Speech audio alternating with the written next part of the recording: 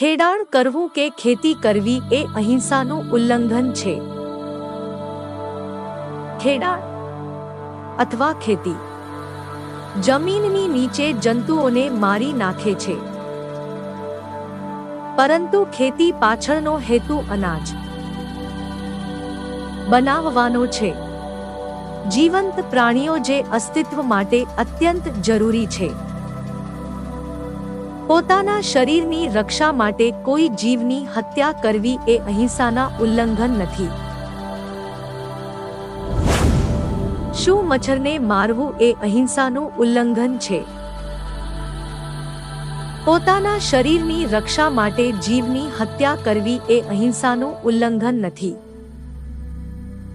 પોતાના શરીરને બચાવવા માટે મચ્છરોથી પોતાને બચાવવું ખૂબ જ મહત્વપૂર્ણ છે. અહીં આપણો હેતુ આપણા શરીરને બચાવવાનો છે અને મચ્છરોને મારવાનો નથી. શું સાપને મારવા એ અહિંસાનું ઉલ્લંઘન છે? સાપ કરડવાથી કોઈનું મૃત્યુ થઈ શકે છે.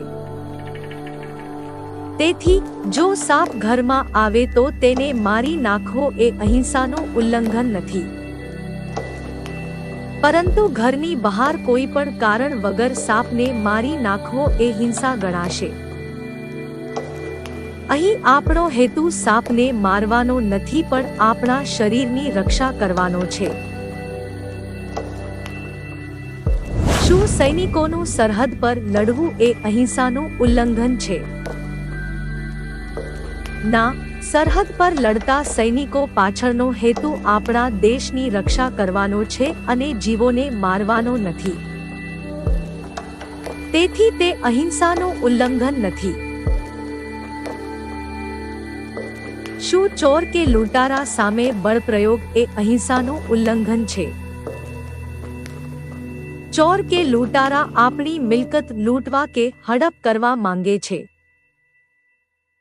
તેઓ આતાતાઈ છે અને આતાતાઈ સામે બળનો ઉપયોગ એ અહિંસા છે. અહીં અમારો હેતુ ચોર કે લૂંટારાને નુકસાન કરવાનો નથી, પરંતુ અમારી સંપત્તિની રક્ષા કરવાનો છે. તેથી તે અહિંસાનું ઉલ્લંઘન નથી. શું માતાપિતા દ્વારા બાળકોને ઠપકો આપવો અને ઠપકો આપવો એ અહિંસાનું ઉલ્લંઘન છે? માતાપિતા દ્વારા બાળકોને ઠપકો આપવા પાછળનું કારણ તેમનો પોતાનો ફાયદો છે. માતાપિતાએ તેમને શિસ્ત આપવા માટે આ કરવું પડશે. માતાપિતાનો ઉદ્દેશ બાળકોને દુઃખ કે દુઃખ પહોંચાડવાનો નથી, પરંતુ તેમને સુધારવાનો છે. તેથી તે અહિંસાનું ઉલ્લંઘન નથી.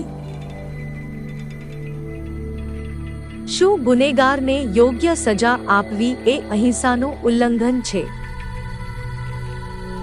ના, કારણ કે કોઈ પણ ગુનેગારને સુધારવા માટે સજા જરૂરી છે.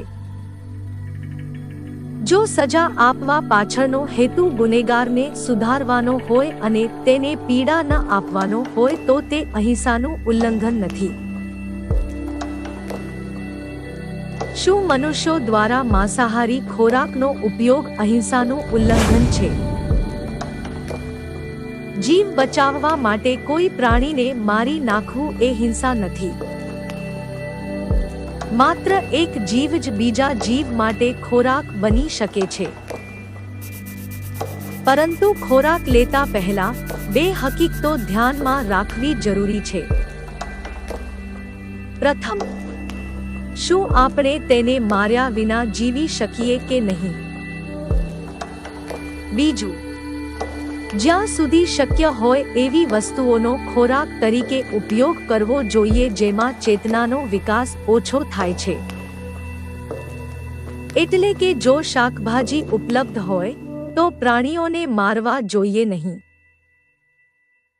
કારણ કે પ્રાણીઓની સરખામણીમાં શાકભાજીમાં ચેતનાનો વિકાસ ઓછો થાય છે.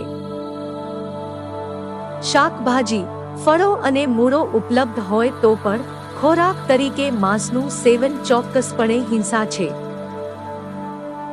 હિમાચ્છાદિત પ્રદેશોમાં જ્યારે શાકભાજી, અનાજ, ફળો અને મૂળ ઉપલબ્ધ ન હોય ત્યારે માંસ ખાવું એ અહિંસાનું ઉલ્લંઘન નથી. શું બીજાની મજાક ઉડાવવી, તેમની ટીકા કરવી અને તેમના પર હસવું કે તેમનું અપમાન કરવું એ અહિંસા છે? બીજાની મજાક ઉડાવવી, તેમની ટીકા કરવી અને તેમનું અપમાન કરવું એ હિંસા છે. કારણ કે તેનાથી તેમની ગરિમાને ઠેસ પહોંચે છે અને તેમને માનસિક પીડા થાય છે.